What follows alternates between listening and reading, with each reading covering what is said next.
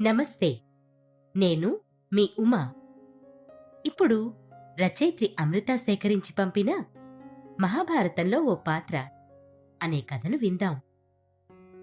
రామాయణం ఓ ఆడదాని ఏడుపు వలన జరిగింది. భారతం ఓ ఆడదాని నవ్వు వలన జరిగింది. ప్రాణమిచ్చే పంచభూతాలకు నష్టం చేస్తే ఏం జరుగుతుందో మనకి కరోనాతో అర్థమైంది. అయితే ఓ తల్లి కన్నీటి శాపం ఏం చేయగలదు? ఓ వంశాన్ని నాశనం చేయగలదు. దేవుడి చావును కూడా కోరుకోగలదు. నేను చెప్పిన తల్లి భారతంలో గాంధారి. నాశనమైన వంశం సాక్షాత్తు కృష్ణ పరమాత్మ పుట్టి ఉద్ధరించిన యాదవ వంశం. ఏమిటి ఈ కళ్ళు మూసుకున్న పాత్ర ప్రత్యేకత? ధర్మదేవతకి కళ్ళు లేవన్నట్లు ఈవిడకి కళ్ళు లేకపోయినా ధర్మాన్ని పాటించిందంటారా? మహాభారతంలో ఆ నీచ స్వభావాలు ఉన్న కౌరవుల తల్లి గురించి ఎందుకు చెప్పుకోవాలి? ఎందుకంటే ఆ తల్లి శాపానికి పరమాత్మే రాజీపడ్డాడు. గాంధారి శాపాన్ని స్వీకరించాడు. కాబట్టి ఈ పాత్ర ప్రత్యేకత గురించి తెలుసుకుందాం. అంతకన్నా ముందు వాతాపి జీర్ణం కథ మీరు వినే ఉంటారు. తిన్నది జీర్ణించుకొని నిద్రకి సిద్ధంగా ఉన్నారని ఆశిస్తూ సౌకర్యవంతమైన స్థితిలోకి వెళదాం. మీకు ఇష్టమైన రీతిలో పడుకొని అన్ని లైట్లను ఆఫ్ చేసి మీ కళ్ళు మూసుకోండి. నెమ్మదిగా గాలి పీలుస్తూ పూర్తిగా లోతైన శ్వాస తీసుకొని వదలండి. ఈ ప్రపంచాన్ని, ఇవాల్టి జ్ఞాపకాలను మెల్లగా పక్కకు నెట్టి నిద్రలోకి క్రమంగా జారుకొనే సమయమిది. మరోసారి నెమ్మదిగా గాలి పీలుస్తూ లోతైన శ్వాస తీసుకొని మీ శరీరంలోని ఒత్తిడిని బయటకు వదిలేయండి. ఇప్పుడు చేయాల్సిందల్లా విశ్రాంతి తీసుకోవడం, సేద తీరటం, మునుపటి స్థితికి రావటం. మీరు ఇప్పుడు మంచం మీద ఉన్నారు. రోజువారీ అలసట నుంచి మీ శరీరం విశ్రాంతి తీసుకుంటున్నట్లుగా మీకు అనిపిస్తుంది. కాళ్ల నుంచి మొదలుపెట్టి మీ అవయవాల్లోని ఒత్తిడిని ఒక్కొక్కటిగా బయటకు పంపించేయండి. మీకోసం అవన్నీ రోజంతా చాలా కష్టపడ్డాయి. కాబట్టి వాటికి విశ్రాంతి తీసుకునే అర్హత ఉంది. ముందుగా మీ పాదాల్లో మొదలైన విశ్రాంత అనుభూతి క్రమంగా మీ మోకాలి క్రింది భాగానికి చేరుతుంది. అక్కడి నుంచి మోకాళ్లలోకి ప్రవేశిస్తుంది. ఇప్పుడు మీ కాలి ఎగువ భాగాన్ని విశ్రాంతి తీసుకోనివ్వండి. ఈ విశ్రాంత అనుభూతి క్రమంగా మీ పొత్తికడుపు నుంచి వెన్నెముక మీదుగా ఎగువ వీపు వరకు వచ్చి తరువాత ఛాతీలోకి ప్రవహిస్తున్నట్లుగా గుర్తించండి. అక్కడి నుంచి మీ భుజాల్లోకి, తరువాత చేతుల్లోకి, చివరగా వేలి కొనల వరకు వెళ్తున్నట్లుగా అనుభూతి చెందండి. ఆపై మీ మెడ, తల, ముఖం వరకు ఆ అనుభూతి ప్రవహిస్తుంది. అప్పుడు మీ శరీరం మొత్తం ప్రశాంతంగా, రిలాక్స్డ్గా నిద్రకు సిద్ధంగా ఉంది. త్వరలో మీరు చక్కని నిద్రలోకి జారుకుంటారు. డ్రీమ్ ల్యాండ్లో ప్రశాంతంగా ప్రయాణిస్తారు. ఈ ప్రయాణం ఉదయం వరకు కొనసాగుతూ ఉంటుంది. కాబట్టి మీరు కథను వింటున్నప్పుడు మీ శ్వాసను కూడా అనుసరించండి. అద్భుతమైన నిద్రానుభవం కోసం మీ శరీరం మొత్తానికి విశ్రాంతినిస్తూ స్థిరంగా ఉండండి. మహాభారత ఇతిహాసంలో సుమారు 10,000 పాత్రలున్నాయి. ప్రతి ఒక్క పాత్ర విశిష్టమైనదే. కొన్ని మనకి తెలుసు కాబట్టి మెచ్చుకుంటాం. కానీ మనకి పెద్దగా పరిచయం లేని గొప్ప పాత్రలు ఎన్నో ఉన్నాయి. ఇదిగో గాంధారి పాత్రలాగా. లోకంలో ఉన్నది భారతంలోనే ఉంటుంది, లేనిది భారతంలో లేదు అంటారు. అలాంటి భారతంలో గాంధారి ఎవరు? ఈ పాత్ర విశిష్టత తెలుసుకుందాం. కురువంశానికి మూలపురుషులు భీష్ముడు, వ్యాసుడు. వ్యాసుడి వల్లనే కురువంశంలో 2 తరాలు అభివృద్ధి చెందాయి అని మనం వ్యాసుడి కథలో చెప్పుకున్నాం కదా. హస్తినాపురానికి సైన్యాధిపతిగా భీష్ముడు ఉండేవాడు. అదేనండి, రాజుని అవ్వనని తన సవతి తల్లికి మాట ఇచ్చి ఆవిడ కొడుకులని రాజులని చేసి బ్రహ్మచారిగా ఉండిపోయిన ప్రతిజ్ఞ మనకి తెలిసిందే. ఆయన సవతి తల్లికి పుట్టిన పిల్లలు రాజులయ్యాక వారికి పిల్లలు పుట్టకుండా మరణించారు. వ్యాసుడి వలన ఆ విధవరాండ్లకి ఓ దాసికి 3 పిల్లలు కలిగారు. ధృతరాష్ట్రుడు, పాండురాజు, విదురదేవుడు. పెద్దవాడు అంధుడు. చరిత్రలో ఎక్కడా ఓ గుడ్డివాడు రాజ్యాన్ని ఏలినట్టు మనం విని ఎరుగం కదా. యుగాలు మారినా, కథలు మారినా రాజకాంక్ష మాత్రం మారట్లేదు చూశారా? హస్తినాపురానికి రాజైనవాడు పేరు ధృతరాష్ట్రుడు. అతని భార్య ఈ గాంధారి. ఈవిడ కౌరవులకు తల్లి. ఇప్పుడు ఆఫ్ఘనిస్తాన్లో ఉన్న కాందహార్ అనే నగరానికి ఇంతకు ముందు ఉన్న పేరు గాంధార. ఆ నగరానికి చెందింది కాబట్టి ఈవిడ పేరు గాంధారి అయ్యింది. గాంధార రాజు సుబలుడికి, సుధర్మకు గాంధారి జన్మించింది. మాతి అనే దేవతాంశ అవతారంగా పరిగణించబడే గాంధారి స్వతహాగా ధర్మమైన స్వభావానికి పేరొందింది. కథ మొత్తంలో ఎక్కడెక్కడ ఆవిడ ధర్మం పాటించాల్సిన సమయంలో ఎలా పాటించిందో, పాటించడం వలన ఏం పొందిందో చూద్దాం. ఈవిడ తమ్ముడు శకుని, భారతంలో అసలు విలన్. కాని గాంధారి మహాభారతంలో ఒక పరిపూర్ణ భార్యకి, పట్టుదల ఉన్న స్త్రీకి సంకేతం. అదేమిటో విచిత్రం. ఇలాంటి ధర్మం పాటించేవారికి అధర్మం పాటించేవారు కొడుకులుగా పుట్టారు. అదే ఆవిడ విధి. మహాభారతంలోని ఈ పాత్ర నుంచి మనం ఏం నేర్చుకోవచ్చో చూద్దాం. వివాహానికి పూర్వం గాంధారి తపస్సు ద్వారా శివుణ్ణి ప్రసన్నం చేసుకుని 100 మంది పిల్లలకు తల్లయ్యే వరం పొందిందని చెప్తారు. భీష్ముడు గాంధారిని కురురాజ్యానికి పెద్ద కోడలిగా చేసుకోవడానికి ప్రధాన కారణాలలో ఈ వరం కూడా ఒక కారణం. అలా అయితే కురువంశం అభివృద్ధి చెందుతుందని. కాని వారు పుట్టింది కృష్ణుడి చేతిలో మరణించడానికని ఆయనకి మాత్రం ఏం తెలుసు? భీష్ముడు సేనాధిపతిగా ఒకసారి శకుని సోదరులందర్నీ యుద్ధంలో ఓడించిన తరువాత పుట్టుకతో అంధుడైన యువరాజు ధృతరాష్ట్రుడిని వివాహం చేసుకోమని శకుని సోదరి అయిన గాంధారిని అడగగా ఆవిడ ఒక తెలివిగల స్త్రీ, విశేష తపస్విని అయుండి కూడా ఒప్పుకోవటమే కాకుండా భర్తతో సమానంగా అంధత్వాన్ని అనుభవించాలని నిర్ణయం తీసుకుంది. ఆ నిర్ణయాన్ని జీవితాంతం పాటించింది. హర్యానా ప్రాంతం ఢిల్లీలోని కురు రాజ్యానికి పెద్ద యువరాజు ధృతరాష్ట్రుడితో గాంధారి వివాహం ఏర్పాటు చేయబడింది. అందమైన, ధర్మవంతురాలైన ఇల్లాలిగా, అంకితభావంతో ఉన్న భార్యగా మహాభారతంలో ఈవిడ గురించి చెప్పుకుంటారు. ప్రశాంతంగా నిద్రపోయేందుకు నీంద్ యాప్లోకి అడుగుపెట్టండి. ఈ క్షణమే నీంద్ యాప్ను డౌన్లోడ్ చేసుకోండి. ఒత్తిడిని తగ్గించి ప్రశాంతమైన నిద్రలోకి మిమ్మల్ని తీసుకెళ్లే చక్కని కథలు, ధ్యాన పద్ధతులు, ఆహ్లాదకర సంగీతాన్ని మీరు నీంద్ యాప్లో మాత్రమే వినండి.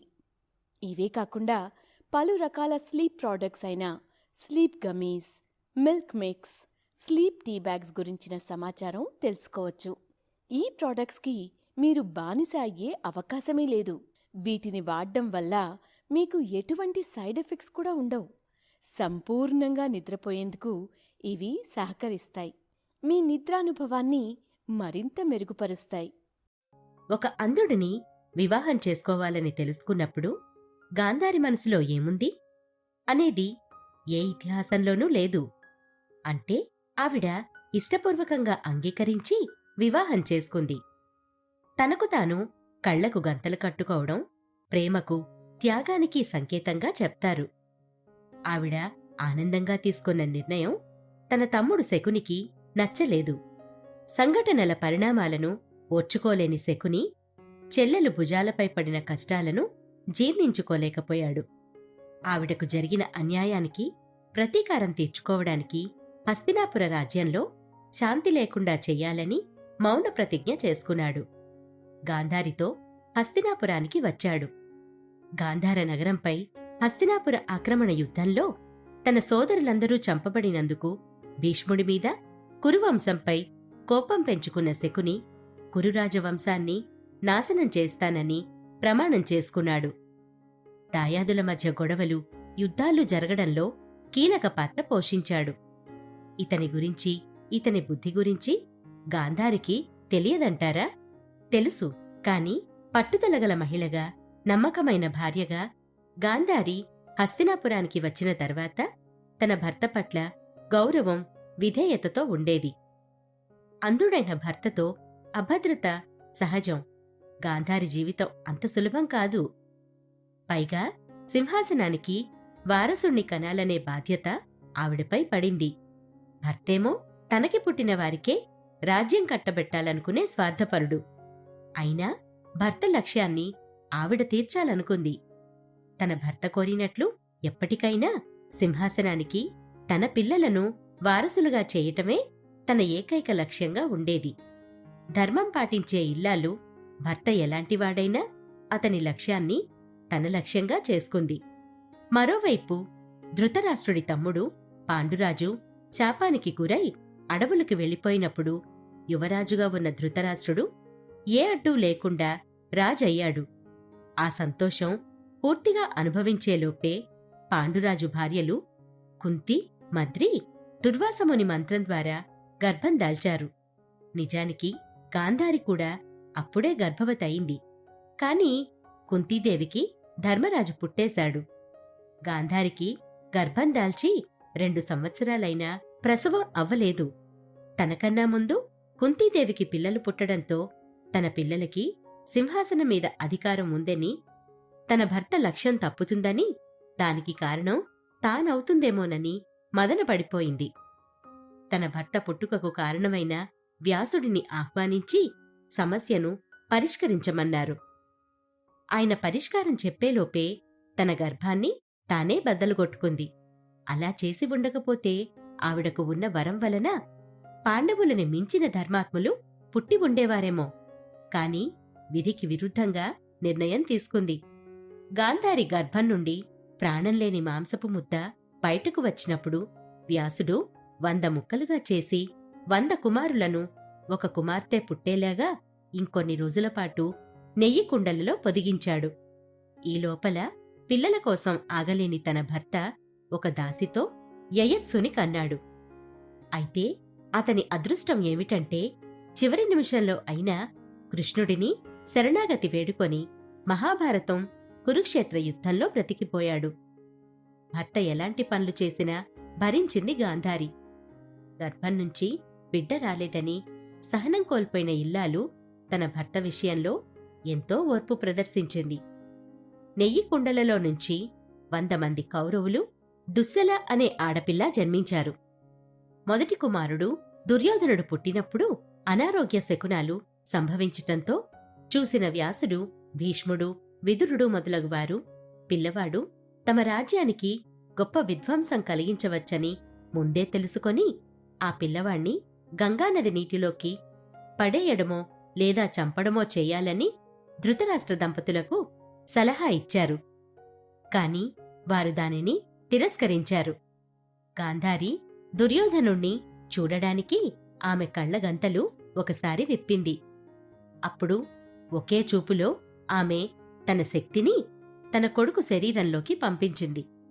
కాబట్టి దుర్యోధనుడికి నడుము మినహా శరీరమంతా పిడుగులా బలంగా ఉంటుంది. అయితే పెరిగే కొద్దీ ఆవిడకి పుట్టిన వాళ్లకి కూడా రాజ్యం మీద వ్యామోహం, ఈర్ష్య ఏర్పడ్డాయి. ఎందుకంటే అది వారి తండ్రికి, మేనమామకి ఉన్న సహజ లక్షణాలు. వాళ్లందరికీ పగ, ద్వేషం, ప్రతీకారం ఇలాంటి అవగుణాలు వెన్నతో పెట్టి నేర్పించి రాజ్యకాంక్ష, వ్యామోహం నూరిపోశారు. ఆకర్షించే చెడు లక్షణాల మధ్య గాంధారి ఎంత ధర్మం పాటించినా ప్రయోజనం లేకుండా పోయింది. ఈ లోపల శాపం వలన పాండురాజు మరణంతో అతనితో ఆయన రెండో భార్య మద్రి కూడా మరణించింది. 5 పాండవులను తీసుకొని కుంతి హస్తినాపురానికి వచ్చింది. ఈ సంఘటన గాంధారిని వేధించింది. తన కొడుక్కి రాజ్యం రాకుండా చెయ్యి జారిపోతుందేమో అన్న దిగులుతో ఏనాడూ కుంతీదేవిని కాని పాండవులను కాని ఆప్యాయతతో చూడలేదు. తన పిల్లలు కూడా పుట్టినప్పట్నుంచి సింహాసనం, అధికారం కోసం ఉర్రూతలూగుతూ ఉండేవారు. కౌరవుల్లో పెద్దవాడు దుర్యోధనుడు చిన్నతనం నుంచే రాజవ్వాలని కలలు కంటూ ఉండేవాడు. గాంధారి తమ పిల్లలు పాండవుల కన్నా అన్నిట్లోనూ ముందుండాలని, తన పిల్లలను బలవంతులను చెయ్యాలని ఎప్పుడూ ప్రయత్నిస్తూ ఉండేది.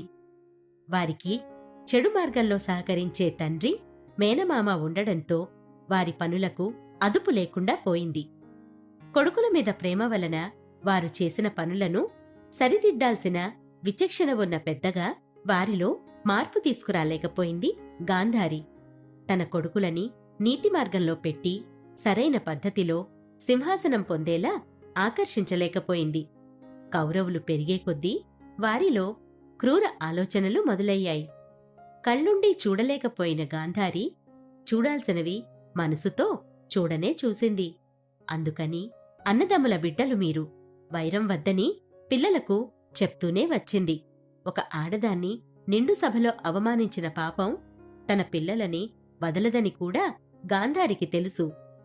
నిండు కొలువులో ద్రౌపది వస్త్రాపహరణం జరుగుతున్నప్పుడు తను ఇంత నీచమైన అవమానాన్ని చూడలేనందుకు సంతోషించి, ఇలాంటి సాహసాలు తగవని చెప్పినా ఆవిడ మాటలను దుర్యోధన దుశ్శాసనులు పట్టించుకోలేదు.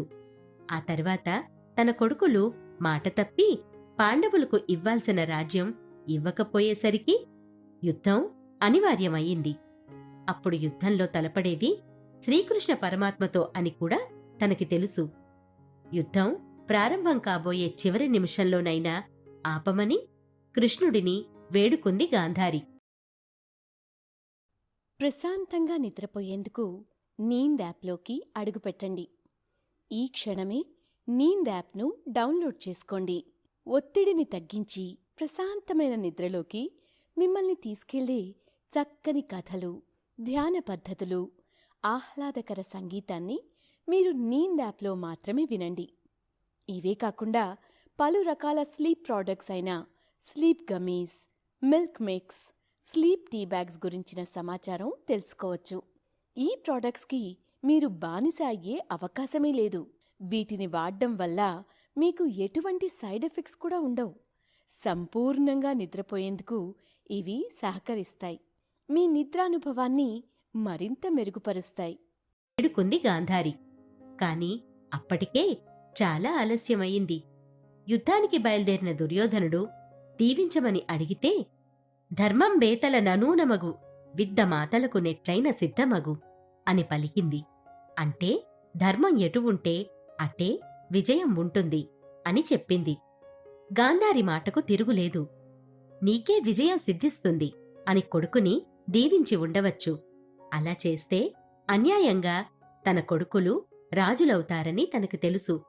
తప్పు చేసినవాడు ధైర్యంగా కనిపించినా చేసిన పాపం లోలోన దహించి వేస్తుంది కాదంటారా? ఆవిడికి ధర్మాధర్మాల విచక్షణ ఉందని, ధర్మం తెలుసని స్పష్టమవుతుంది. గాంధారి కొడుకుల మీద ప్రేమతో యుద్ధాన్ని ఆపడానికి పాండవులకు సగరాజ్యాన్ని ఇవ్వమని చెప్పి వాళ్లని రక్షించుకునేందుకు ప్రయత్నించింది. మరోవైపు తన బలహీనతను, తప్పులను ఒప్పుకోలేక తన శక్తులతో వారికి హాని జరగకుండా కాపాడుకునే ప్రయత్నం చేసింది. ఇంకోవైపు ధర్మం గెలవాలని కోరుకున్నా ఏం ఫలితం ఉంటుంది చెప్పండి? ధర్మాన్ని నమ్మాలి, అనుసరించాలి, పాటించాలి. దానితో పాటు తల్లిగా నేర్పించగలగాలి. కళ్ళు ఉండి కూడా అంధురాలైనట్లే ధర్మ మార్గం తెలిసి కూడా అధర్మాన్ననుసరించే కొడుకులని ధర్మం మార్గంలో నడిపించలేకపోయిన అంధురాలైపోయింది. జరగబోయే అనర్థాన్ని ఆలస్యంగా గ్రహించి గాంధారి పరోక్ష నరకం అనుభవించింది. కురుక్షేత్ర యుద్ధం 18వ రోజున జరిగిన పోరులో భీముడు దుర్యోధనుడి తొడలను చీల్చాడు. జనప్రాచుర్యంలో ఉన్నప్పటికీ వేదవ్యాసుడు రాసిన మహాభారతం మూలంలో ఈ కథ ప్రస్తావన లేదు. వ్యాసమహాభారతం ప్రకారం దుర్యోధనుడు భీముడితో పోరాడుతున్నప్పుడు అతనికున్న శక్తి కారణంగా భీముడు దుర్యోధనుడిని ఓడించలేకపోయాడు. దాంతో అతనిని చంపడానికి నియమాలను ఉల్లంఘించాల్సి వచ్చింది అంటారు. ఏదైతేనేమి గాంధారికి పుట్టిన కౌరవులందరూ యుద్ధభూమిలో మరణించారు. కొడుకులు శవాలుగా పడిన వేళ వారి మధ్య నడుస్తూ చనిపోయిన తన కొడుకులను దౌర్భాగ్యమైన శరీరావస్థలో ఉన్నారని గ్రహించింది కృంగిపోయింది. వారి రక్తపు మడుగులో అడుగులు వేస్తూ నడవాల్సి వచ్చినప్పుడు ప్రత్యక్ష నరకం అనుభవించింది. గాంధారి కుమారులందరూ పాండవులతో కురుక్షేత్రంలో, ముఖ్యంగా భీముడి చేతిలో చనిపోయారు.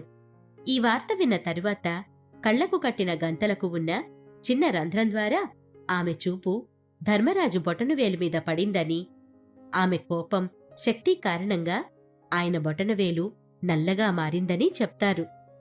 అయితే పాండవుల కుమారులైన ఉపపాండవులు మరణించిన వార్త విన్నప్పుడు గాంధారి పాండవులను ఓదార్చింది. నిండు సభలో తన కుమారులు పోసుకున్న ఆడదాని ఉసురుకి ఫలితం గాంధారి కూడా అనుభవించింది. అదే కడుపుకొత్త కలిగి తప్పు చేసి చావటం ఒక విధంగా ముక్తి పొందటం. కాని బ్రతికినన్నాళ్ళు జరిగిన అనర్థాన్ని సరిచేయలేకపోయానే అన్న దిగులుతో బ్రతకటం నిజమైన నరకం కాదంటారా? యుద్ధస్థలిలో ఉన్న శవాలను తడిమి తడిమి పోల్చి చేతులతో చూసి విలవిలలాడింది. యుద్ధంలో తన 100 మంది కుమారులను కోల్పోవడం వలన పుత్రశోకంతో కుమిలిపోయింది. ఏ వంశం నిలబడాలని అనుకుందో ఆ వంశంలో తనకి పుట్టినవారు ఒక్కరు కూడా మిగలలేదు. వేదన ఉన్నప్పుడు సీతమ్మే సహనం కోల్పోయి, ధైర్యం పోగొట్టుకొని, కుమిలిపోయి, కృంగిపోయి రాముడు వస్తాడా రాడా అని సందేహపడింది. ఆ విషయాలు మనం సుందరకాండలో కాకాసురుడు కథలో విన్నాం కదా. అలాగే పుత్రశోకం అనుభవించిన గాంధారికి ఆ క్షణంలో తన 100 మందిని చంపినవారు పాండవులు నేరస్తుల్లా అనిపించినా వారి వెనక ఉండి ఉపపాండవులని కూడా మిగిల్చని జగన్నాథుడు నిందితుడుగా అనిపించాడు గాంధారికి. ఎంత ఏడ్చినా శోకం తీరని స్థితిలో ఇంత జరిపినందుకు జగన్నాథుడు శ్రీకృష్ణుణ్ణి నిందించింది. పొంగిపొర్లుతున్న దుఃఖాన్ని దిగమింగుకుంటూ నాడు దుర్యోధనుడితో చెప్పిన మాటలను మర్చిపోయింది. ధర్మం గెలిచిందని గ్రహించలేకపోయింది. కొడుకులందరినీ యుద్ధంలో భీముడే చంపాడు. కాని గాంధారికి ఈ విషయంలో భీముడిపై కన్నా శ్రీకృష్ణుడిపైనే కోపం వచ్చింది. శ్రీకృష్ణుడి కారణంగానే మహాభారత యుద్ధం జరిగిందని, కురువంశంలో ప్రముఖులందరినీ కృష్ణుడు చంపాడని కోపం. మహాభారత యుద్ధం చివరి రోజున పాండవులు ఆనందించకపోగా తమ బంధువులు, సైనికుల మరణం పట్ల చింతిస్తారు. ధర్మరాజు ఈ యుద్ధం వలన ఎంతమంది ఆడవారు విధవలై ఉంటారోనని కుమిలిపోయాడు. 17 రోజుల్లో జరిగిన విధ్వంసం మొత్తం చూసిన కృష్ణుడు కూడా నిశ్చేష్టుడై ఉండిపోతాడు. ఆ సమయంలో దూరం నుంచి గట్టిగా ఏడుపులు వినిపించాయి. ఆ ఏడుపు గాంధారిది. ఆవిడ తన పెద్ద కొడుకు దుర్యోధనుడి దగ్గర కూర్చొని ఏడ్చిన పుత్రశోకం, విషాద రౌద్రగీతాలవి. ఆ సమయంలో పాండవులు, కృష్ణుడు వచ్చారని గాంధారికి చెబుతాడు సంజయుడు. ఆగ్రహంతో ఊగిపోయిన గాంధారి, ముఖ్యంగా దుశ్శాసనుడు భయంకరంగా వక్షస్థలం బద్దలై పడిపోతే ఆమె కోపం అటు తిరిగి ఇటు తిరిగి ఎవరిమీద నిలబడాలో తెలియక అంతటి గాంధారి కూడా పుత్రవ్యామోహాన్ని పొంది కృష్ణుడిని ఇలా నిందించింది. కృష్ణా, నేను నిత్యం పూజించే శ్రీ మహావిష్ణువు అయిన నువ్వు ఈ విధ్వంసాన్ని ఆపలేకపోయావా? నీ తల్లి దేవకిని అడగవయ్యా, బిడ్డలు పోయిన బాధేంటో నీకు తెలుస్తుంది. ఆమె 7 పిల్లలను పుట్టిన వెంటనే కోల్పోయింది కదా. ఆవిడది కడుపుకోత అయితే నేను నా 9 కొడుకులను యుద్ధంలో కోల్పోయినాను కదా. నా శోకాన్ని ఏమంటావు? ధృతరాష్ట్రుడు, పాండవేయులు కలహానికి కాలుదువ్వుతుంటే నువ్వు చూస్తూ ఊరుకున్నావే కాని వద్దని వారించలేకపోయావు. కురువంశ ప్రముఖుల, వృద్ధుల, ఉపపాండవుల ప్రాణాలని తీసింది నువ్వు సారథిగా వహించిన ఈ యుద్ధమే. దుర్యోధనుడిని బంధుపుత్ర మిత్రాదులతో నిశ్శేషంగా నిర్మూలించావు. అపార చతురంగ బలాలతో పాటు అనేక మంది రాజుల మృతికి కారకుడవై ఎలాగైతేనే నీ లోలోపలి దుస్సంకల్పం నెరవేర్చుకున్నావు. ఇందుకు తగ్గ ఫలితాన్ని నువ్వు అనుభవించి తీరాలి. త్వరలోనే నువ్వది అనుభవిస్తావు. నేనే గనక మహాపతివ్రతని అయివుంటే నా మాటలు వృధా కావు. నా శాపం ఫలించి తీరుతుంది. అన్నదమ్ముల బిడ్డల్లో అసూయలు కల్పించి మాత్సర్యాలు రేపి ఎలాగైతే వారంతు చూశావో అలాగే నీ వంశంలో కూడా పరస్పరం వైరం చెలరేగి ఒకరితో ఒకరు కలహించుకొని నశిస్తారు. నేటికి 36వ సంవత్సరంలో దిక్కు మొక్కు లేక నువ్వు కూడా మరణిస్తావు. నువ్వు ఈ యుద్ధాన్ని ఆపగల సమర్థుడివి. అయినా ఆ పని చెయ్యలేదు. కాబట్టి నిన్ను శపిస్తున్నాను. వాసుదేవా, నీతో సహా యాదవకులమంతా దిక్కులేని చావు చస్తారు అని శపించింది గాంధారి. గాంధారి మాటకు తిరుగులేదు. గాంధారి మాటలు విన్న కృష్ణుడు ఓ చిరునవ్వు నవ్వి, ఇదంతా జరుగుతుందని ముందే దుర్యోధనుడికి మిగతా కౌరవులకు కూడా చెప్పాను. ప్రశాంతంగా నిద్రపోయేందుకు నీంద్ యాప్లోకి అడుగుపెట్టండి. ఈ క్షణమే నీంద్ యాప్ను డౌన్లోడ్ చేసుకోండి. ఒత్తిడిని తగ్గించి ప్రశాంతమైన నిద్రలోకి మిమ్మల్ని తీసుకెళ్లే చక్కని కథలు, ధ్యాన పద్ధతులు, ఆహ్లాదకర సంగీతాన్ని మీరు నీంద్ యాప్లో మాత్రమే వినండి. ఇవే కాకుండా పలు రకాల స్లీప్ ప్రోడక్ట్స్ అయిన sleep gummies, milk mix, sleep tea bags గురించిన సమాచారం తెలుసుకోవచ్చు. ఈ ప్రోడక్ట్స్కి మీరు బానిస అయ్యే అవకాశమే లేదు. వీటిని వాడడం వల్ల మీకు ఎటువంటి సైడ్ ఎఫెక్ట్స్ కూడా ఉండవు. సంపూర్ణంగా నిద్రపోయేందుకు ఇవి సహకరిస్తాయి. మీ నిద్రానుభవాన్ని మరింత మెరుగుపరుస్తాయి. ధర్మం వైపు నిలబడిన నాకు నువ్విచ్చే కానుక ఇది అని అన్నాడు. తర్వాత కాసేపటికి ఆవేశం చల్లారి తాను పెట్టిన శాపం గుర్తు చేసుకున్న గాంధారి కృష్ణుడి పాదాలపై పడి ఏడుస్తుండగా ఆమెను పైకి లేపి కృష్ణుడు ఆ శాపాన్ని అంగీకరించాడు. మహాభారత యుద్ధం ముగిసిన 36 సంవత్సరాల తరువాత గాంధారి శాపం కారణంగా ఒక పండుగలో యాదవుల మధ్య పోరాటం జరిగి యదురాజవంశం నశించిపోయింది. శ్రీకృష్ణుడికి అది 126వ సంవత్సరం. ఆయన తరువాత వైకుంఠానికి వెళ్ళిపోయాడు. ఆయన కనిపించకుండా వెళ్ళిపోయిన 7 రోజుల తరువాత బంగారు ద్వారకానగరం మునిగిపోయింది. గాంధారి శాపం కారణంగా మహాభారత యుద్ధం ముగిసిన 3.5 దశాబ్దాల తరువాత కృష్ణుడు అవతారం చాలించాడని చెబుతారు. గాంధారి ధృతరాష్ట్రుల పుత్రశోకాన్ని చూసి వ్యాసుడే వచ్చి ఓదార్చాడు. మరణించిన 9 కొడుకులను చూసుకొని ఆఖరున వృద్ధాప్యంలో తల్లిదండ్రులను చూసుకోవడానికి ఒక్కడు కూడా బతకలేదు కదా, ధర్మాన్ని వదిలిపెట్టి ఇంతమంది మరణించారు అంటూ వ్యాకులత చెంది కుంతీబిడ్డల పంచన చేరి జీవితం గడుపుతూ భీముడు దెప్పిపొడిచే మాటలు వినలేక ధృతరాష్ట్రుడితో కలిసి వానప్రస్థానానికి వెళ్ళిపోయింది. యుద్ధం ముగిసిన 15 సంవత్సరాల తరువాత గాంధారి తన భర్త ధృతరాష్ట్రుడు, అతని సోదరుడు విదురుడు కుంతీలతో కలిసి హస్తినాపురం నుండి వెళ్ళిపోయారు. వారిని వ్యాసుడే ఆదరించాడు. వీరిని చూసుకోవడానికి పాండవుల తల్లి కుంతీదేవి, వ్యాసుడి శిష్యుడు సంజయుడు అంటిపెట్టుకొని ఉన్నారు. పాండవులు చూడడానికి అప్పుడప్పుడు వచ్చేవారు. కొన్నాళ్లకి అడవి తగలబడిపోతూ ఉంటే సంజయుణ్ణి పంపించి అగ్నికి ఆహుతయ్యారని గాంధారిని గురించిన కథ ఉంది.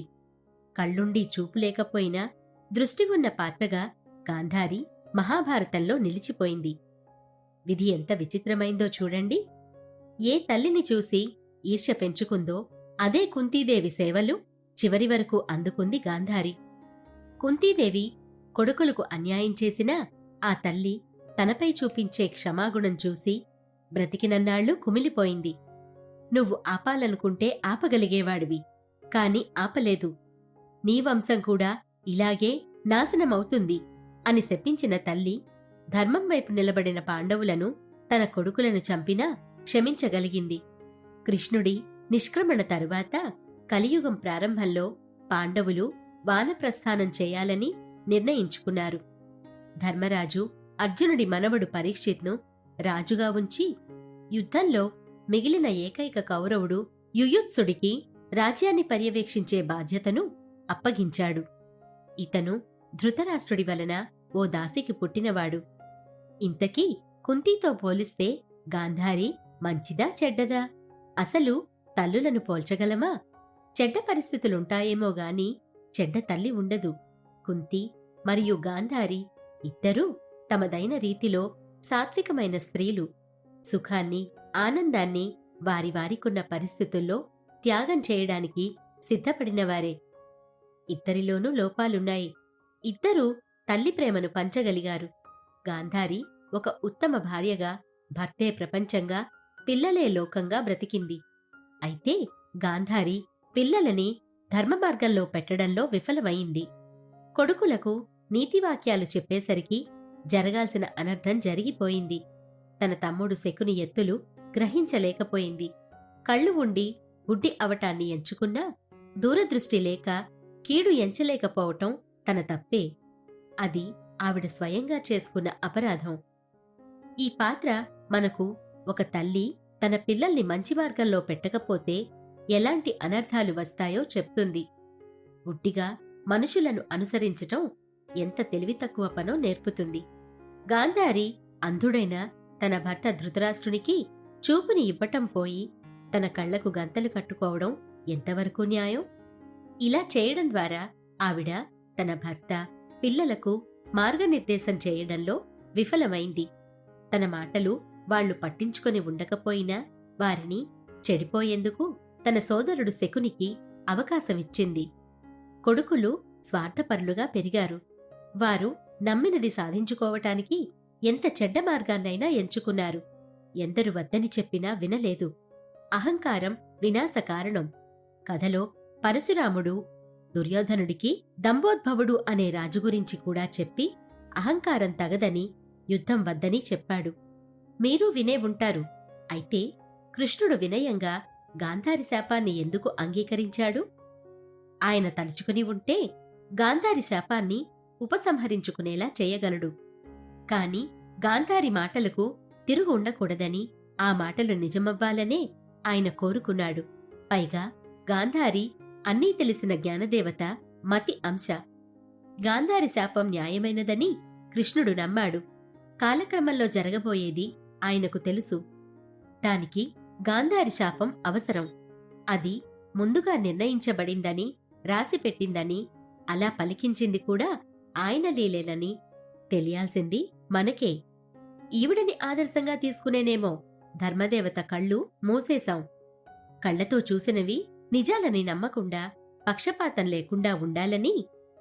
ఒక్కోసారి మనకి కూడా చట్టానికి కళ్ళు లేవు, కళ్ళున్నా కళ్ళు లేనిదయ్యింది ధర్మదేవత అనిపిస్తుంది. అచ్చం గాంధారిలాగే. నిజానికి కళ్ళు మూసుకోవటం నిష్పక్షపాతంగా ఉండటాన్ని సూచిస్తుంది. గాంధారి కూడా పక్షపాతం లేని మహిళే. అయినా పరిస్థితులను చూసీ చూడనట్లు ఉండి చివరిలో మాత్రం పరమాత్మనే నిందించింది. మనలో కూడా ఒక్కోసారి ఈ పాత్ర కనిపిస్తుంది. ఒక్కోసారి మనం కూడా అన్నీ తెలిసి మౌనం వహించాల్సి వస్తుంది.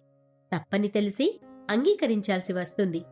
అందుకే దేవుడి మీద భారం వేసి కాపాడతాడో శిక్షిస్తాడో ఆయనకే వదిలేయాలి.